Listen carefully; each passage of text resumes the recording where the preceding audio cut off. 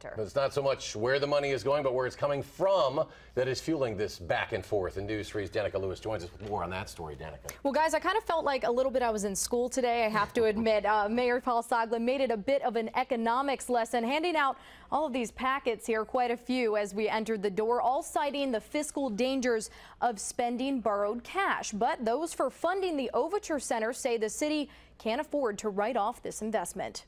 You look here, you'll see Mayor Paul Soglin brings out the props to teach premiums and make his point about the Common Council. they have the obligation, they have the responsibility to propose the cuts and say where it's coming from. With bills on a board, the mayor explains how council wants to spend borrowed cash on the Overture Center. Borrowed money going into the operating budget. It is unacceptable.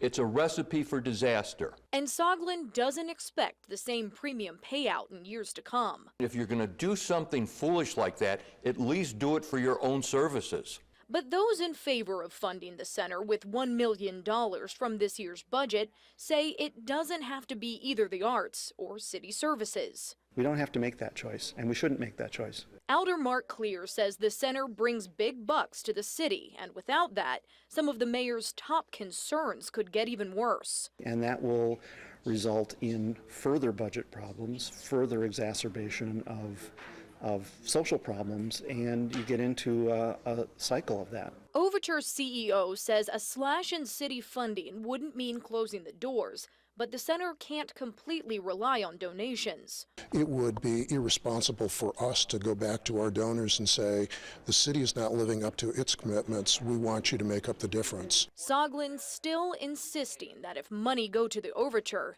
it better come from somewhere else. It's not free money. When push comes to shove, the mayor is probably going to veto the budget.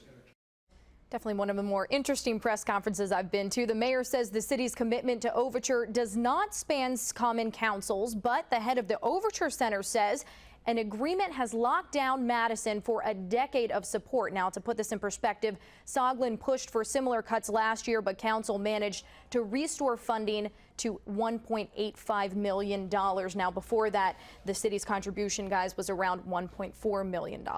The annual debate with the budget, Overture, every year at this time. Yep, Danica, you got it. Thank you very much.